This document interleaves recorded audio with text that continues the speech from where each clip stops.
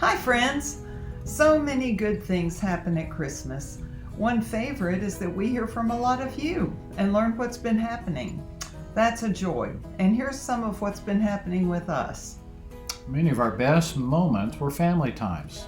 Thankfully, Lindsay and Matt, Dorothy and Brandon, and Annabeth and Jonathan all live within 2 hours of us. So that means we get to be hands-on grandparents for lots of birthdays, and that's a great joy.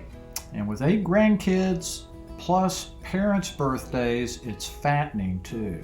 It also means that we get to take in lots of ball games and concerts. It's fun to see them discovering and exercising their talents. Our family also had a sad moment. In May, we finally got to Baird, Texas to lay Dad to rest next to Mom. Thanks to COVID, it took over a year, but the delay didn't lessen the moment, and it was a privilege. We also had some joyful connections with my extended family. My nephew Taha lived with us for several weeks as he returned to the States from Egypt.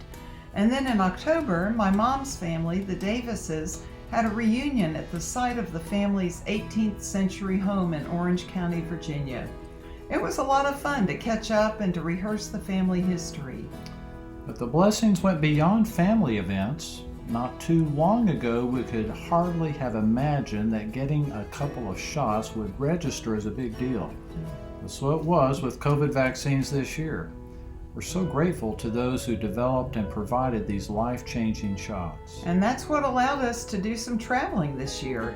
We took in Ireland in August, Wisconsin and the Boundary Waters in September, and Colorado and England in October. There are more stories to tell than we can tell right now, but let's just say it was a blast. And we look forward to more travels now that a big shift has come, which makes travel simpler. I retired as a pastor after 40 years, the last 14 of which were at St. Giles.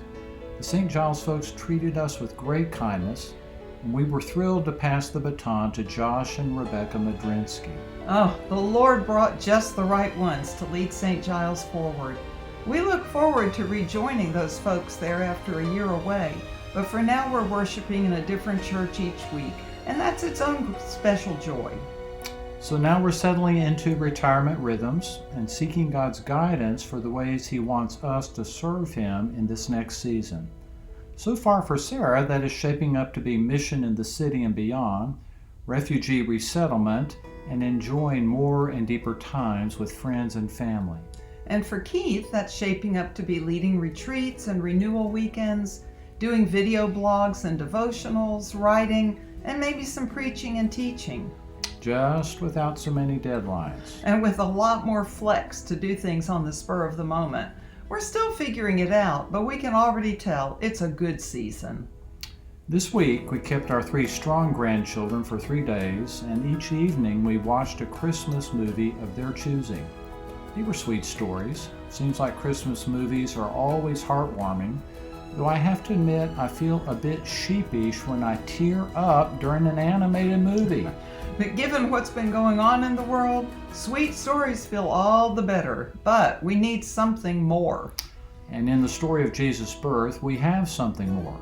It's not just a sweet story, it's actual news, good news about what God has done in Jesus. So when the angels invited the shepherds to go to Bethlehem and see for themselves, it wasn't just because it was some sweet story, but because it was world-changing, life-changing good news.